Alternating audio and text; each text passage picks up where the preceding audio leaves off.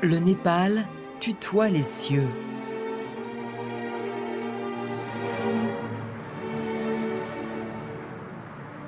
La plus haute montagne du monde, celle de la chaîne de l'Himalaya, lui donne une dimension mystique. Hindouisme et bouddhisme s'y côtoient, s'y mélangent. Ici, la population est animée par une puissante spiritualité, enrichie de légendes ancestrales. Cette terre de montagne, enclavée entre les géants indiens et chinois, a été longtemps retirée du monde et interdite aux Occidentaux jusqu'en 1951. Durant l'hiver 1912, pourtant, une femme occidentale réussit pour la première fois à pénétrer dans ce Népal secret. Cette franco-belge s'appelle Alexandra David-Néel. Passionnée par les cultures asiatiques, elle s'est convertie au bouddhisme dès sa jeunesse. Toujours en quête d'ailleurs, elle annonce à son mari qu'elle part en Asie pour 18 mois. Elle y restera 14 ans, dont une année au Népal. Alexandra David-Néel va se plonger corps et âme dans ce pays dont elle veut capter la spiritualité multiple. Parmi les montagnes et les vallées du Népal, elle va vivre un véritable voyage initiatique qu'elle retracera dans son récit au cœur des Himalayas.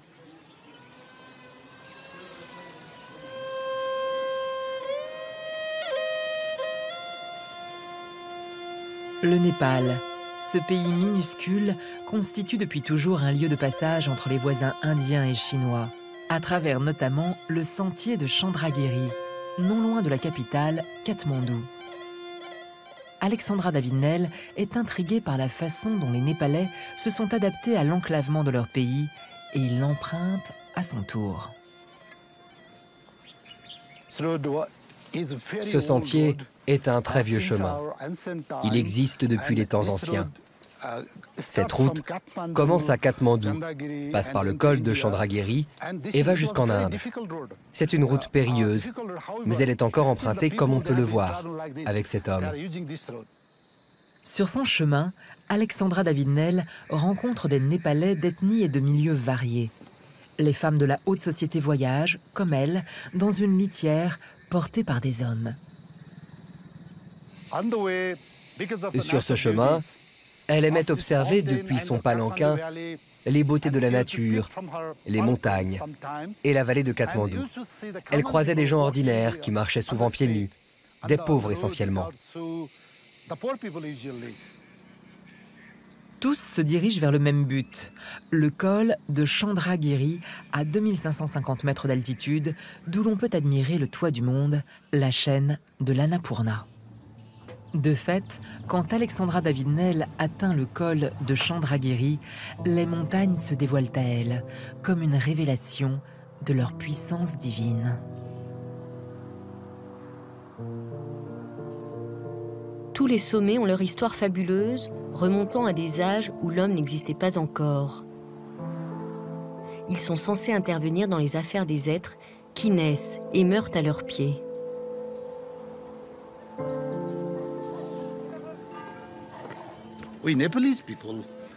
Pour les Népalais, chaque montagne a un nom de Dieu, comme Ganesh, Shiva ou Parvati. Nous croyons que les dieux vivent au sommet des plus hautes montagnes. Notre religion, nos traditions, nos croyances sont connectées aux montagnes depuis des milliers d'années.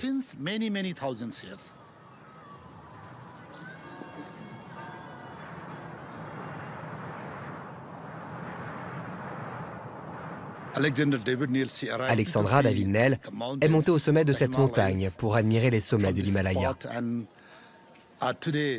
Aujourd'hui, ils sont capricieux, ils nous taquinent, ils se dérobent à nous. Néel avait deux envies en venant ici. D'abord, admirer ces sommets, mais aussi analyser la relation spirituelle qui existe entre les Népalais et ces montagnes.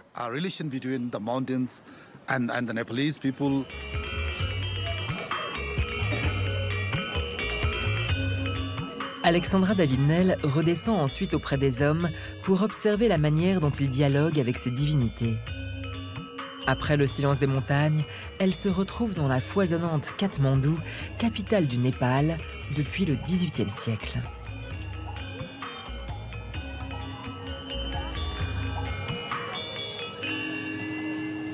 Ce qui constitue la particularité des maisons est la décoration compliquée de leurs façades, avec des ornements en bois sculpté, en plâtre ouvré et des peintures de couleurs vives. Quand Alexandra David-Néel visite cet endroit, elle est ébahie de voir les bâtiments aussi proches les uns des autres. Les dédales de rue, tous ces gens. Il est si difficile de circuler ici. Cet endroit était très exotique pour elle.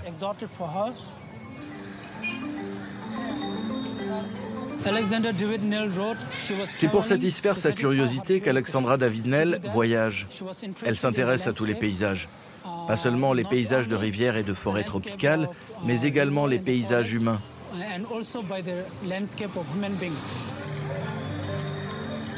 Ces paysages humains que l'exploratrice traverse sont composés de populations aux multiples visages, qu'ils soient d'origine tibétaine ou indienne.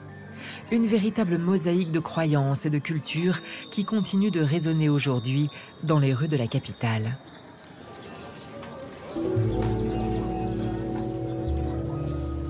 Une partie de cette foule se rassemble autour du stupa de Bodhnath.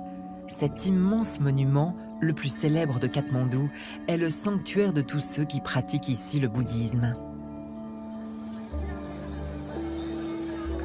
Là se trouvaient des manifestations de la mentalité de ceux qui avaient érigé les stupas et de ceux qui actuellement les tenaient en vénération.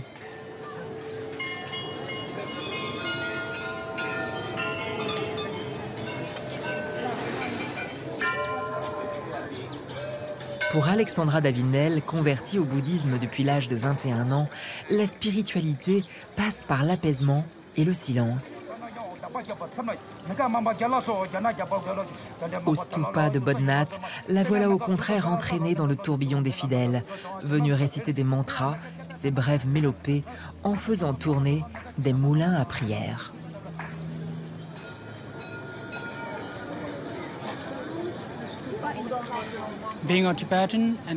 Moi qui suis tibétain et bouddhiste, je me sens heureux et présent quand je suis près de Bouddha. Ma famille, qui habite dans l'Himalaya, vient ici tous les hivers pour recevoir une bénédiction.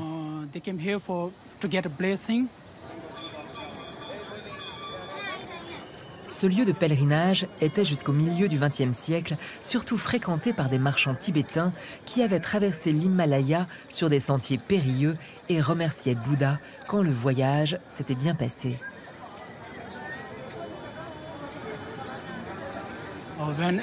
Quand Alexandra David-Néel est venue au stupa de Bodhnath, elle s'est retrouvée dans son univers. Elle s'est sentie connectée avec les Tibétains, dont elle a appris la langue à Paris. Elle ne s'est pas sentie comme une étrangère.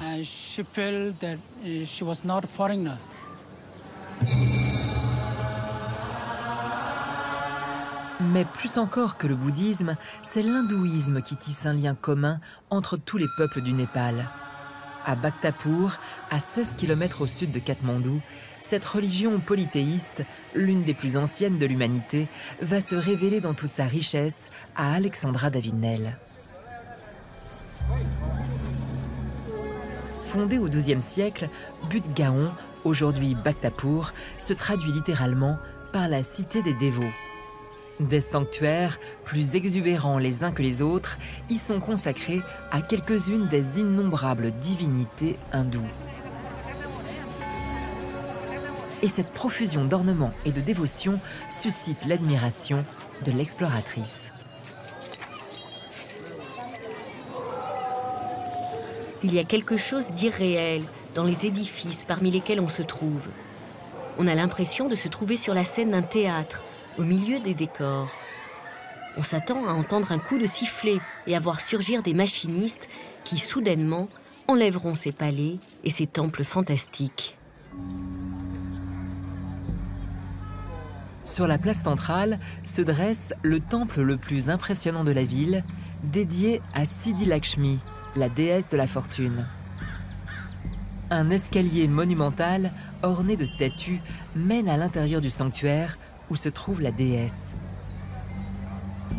Sanctuaire lui-même abrité par une accumulation de toits ajoutés au fil des siècles.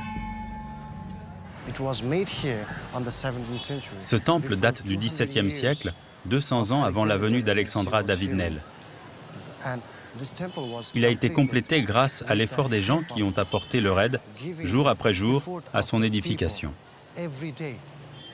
Tous les matins, les gens commencent leur journée par un acte de prière à leur divinité hindoue. Ils viennent prier au temple à jeun.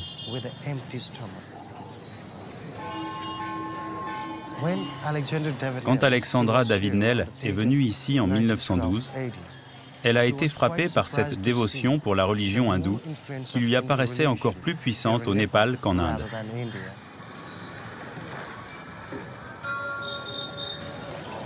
Mais à Bhaktapur, comme partout ailleurs dans le pays, les diverses religions se rencontrent et se mêlent en toute sérénité.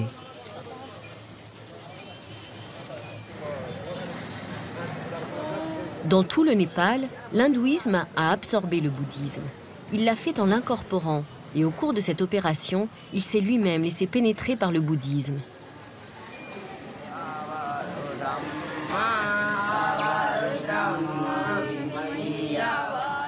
Au détour d'une ruelle de la ville, cette alliance entre les croyances est inscrite dans l'architecture même du temple de Mahabihar.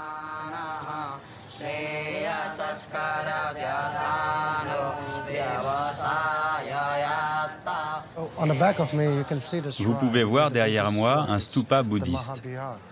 Mais on peut voir aussi sur le fronton un Garuda qui est une figure hindoue. Il est le dieu de la protection, le véhicule du dieu Vishnu. Le voyage d'Alexandra David-Néel au Népal lui a fait découvrir le point de fusion entre la religion hindoue et la religion bouddhiste.